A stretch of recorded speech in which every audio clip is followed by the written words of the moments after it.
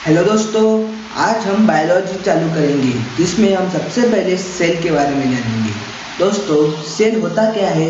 Cell is a basic structural and functional unit of life. मैं इस definition को लिख लेता हूँ ताकि आप इसे नोट कर लीजिए।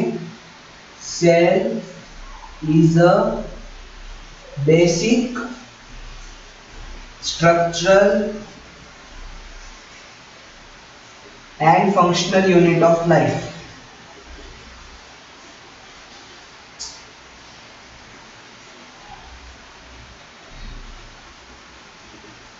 Unit of life.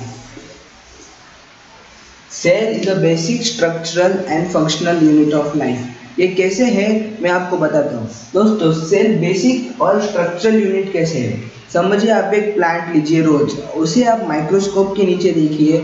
आप उसमें देखोगे कि उसमें स्मॉल स्मॉल कंपार्टमेंट होंगे। कंपाउंड माइक्रोस्कोप में आप जब देखेंगे स्मॉल स्मॉल आपको कंपार्टमेंट दिखेंगे उससे, और उसके नीचे आपको एटम्स ही दिखेंगे, कुछ भी नहीं दिखेगा। इसीलिए cell is a basic and structural unit of life. और फंक्शनल कैसे? जो लिविंग बॉडी है, तो मैं एक मल्टी सेलुलर लिविंग ऑर्गेनिज्म हूँ। उसमें मेरे इसमें जो सबसे छोटे इसमें जो हम मेरे सारे जो बॉडी प्रोसेस होते हैं वो सेल है। इसीलिए cell is a basic structural and functional unit of life. Functional ये है सेल की डेफिनेशन। दोस्तों, सेल दो टाइप के होते हैं, यूकैरियोटिक और प्रोकैरियोटिक। मैं लिख लेता हूँ, यूकैरियोटिक और प्रोकैरियोटिक।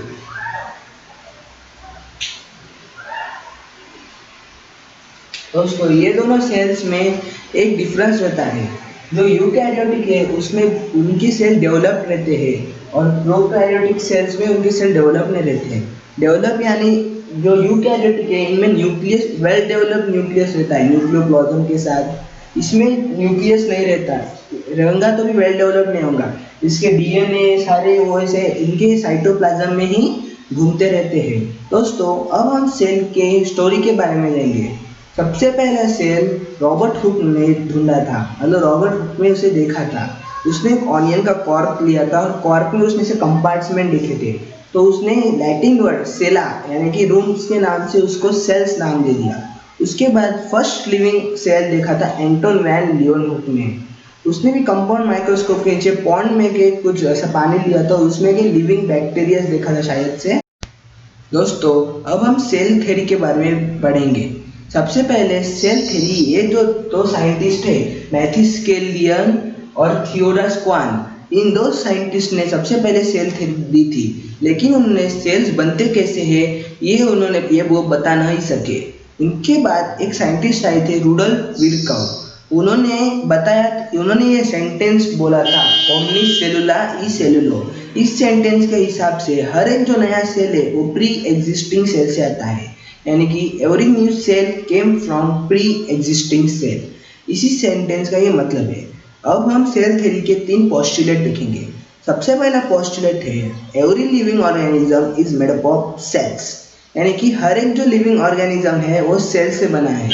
उसके बाद सेल थ्योरी का अगला पोस्टुलेट है कि cell is a basic and functional unit of life, यानी कि जो सबसे जो पार्ट है अपने बॉडी का जहाँ पे सारे फंक्शन होते हैं वो सेल ही है। तीसरा पोस्टुलेट यही है, ओमनी सी सेलुला ई सेलुलो, यानी कि every cell occurs from pre existing cell. दोस्तों, अब हम सेल के दो टाइप देखेंगे, यूनिसेलुलर और मल्टी सेलुलर। यूनिसेलुलर यानी कि एक ही सेल से बने वाला, और मल्टी सेलुलर यानी कि बहुत ज़्यादा सेल से बने वाला है, कि एक से ज़्यादा सेल से बने वाला। अब हम यूनिसेलुलर के कुछ प्रॉपर्टीज देखेंगे। दोस्तों, यूनिसेलुलर ऑर्गेनिज्म या तो यूकैरियोटिक होते हैं या फिर प्रोकैरियोटिक। लेकिन जो प्रोकैरियोटिक होते हैं उन्होंने उनमें न्यूक्लियस नहीं होता, जैसे कि मैंने आपको पहले ही बताया था। यूकैरियोटिक जो यूनिसेलुलर यूकैरियोटिक होते हैं उनमें न्यूक्लियस होता है, उनका डीएनए भी न्यूक्लियस में होता है। लेकिन प्रोकैरियोटिक यूनिसेलुलर ऑर्गेनिजम्स में जो उनका डीएनए है वो साइटोप्लाज्म में से किधर भी रहता है। यूकैरियोटिक जो है यूनिसेलुलर ऑर्गेनिज्म, उनमें हर एक फंक्शन के लिए एनर्जी के लिए माइटोकॉन्ड्रिया है, राइबोसोम दोनों में होते हैं, प्रोटीन से। ऐसे अलग अलग हर एक इसके लिए एक एक स्पेसिफिक ऑर्गन है। लेकिन प्रोकैरियोटिक में कोई स्पेसिफिक ऑर्गन नहीं है। दोस्तों अब हम मल्टी सेलुलर की बात करेंगे।